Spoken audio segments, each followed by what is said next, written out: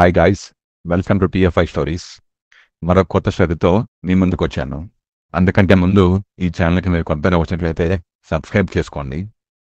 November 15, 1993 Madras airport నుండి Indian ఎయిర్లైన్స్కి చెందిన Airbus A300B2 flight హైదరాబాద్కి టేకాఫ్ అవ్వడానికి సిద్ధంగా ఉంది. 262 ప్యాసింజర్స్తో, అందులో టాలీవుడ్ ఫిలిం ఇండస్ట్రీకి చెందిన చిరంజీవి, వెంకటేష్, బాలకృష్ణ మరియు హీరోయిన్లు, ఫిలిం టెక్నీషియన్లు, ఇలా ఎక్కువ భాగం వీళ్ళే ఉన్నారు. ఫ్లైట్ మద్రాస్ ఎయిర్పోర్ట్ నుండి టేకాఫ్ అయింది. ఆ సమయంలో ఆ ఫ్లైట్ని నడుపుతున్న pilot captain Ram P Balla. Madras నుండి హైదరాబాద్కి టేకాఫ్ అయిన ఫ్లైట్ హైదరాబాద్కి చేరుకోగానే వాతావరణం అనుకూలించకపోవడంతో విజిబిలిటీ ప్రాబ్లం వల్ల హైదరాబాద్లో ల్యాండింగ్ చేయలేకపోయారు. ఇంకా చేసేది ఏం లేక తిరిగి మద్రాస్కి వెళ్ళాలని నిర్ణయించుకొని తిరిగి ప్రయాణం అయ్యారు.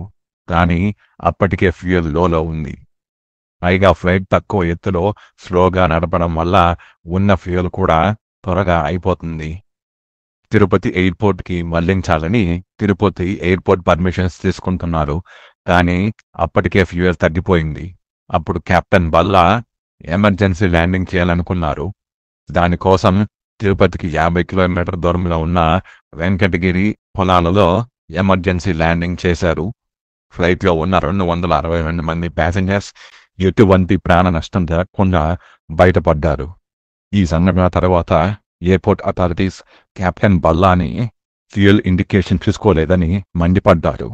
కానీ కెప్టెన్ బల్లా అతను చూపించిన ఈ సాహసం, నైపుణ్యంకి ప్రశంసలు దక్కాయి. ఆ రోజు ఏ చిన్న తప్పు జరుగున్నా అది చాలా విషాదంగా మారుండేది. అది మీ ఊహకే వదిలేస్తున్నాను. దీని గురించి మీ అభిప్రాయాన్ని కామెంట్లలో తెలియజేయండి. Thank you.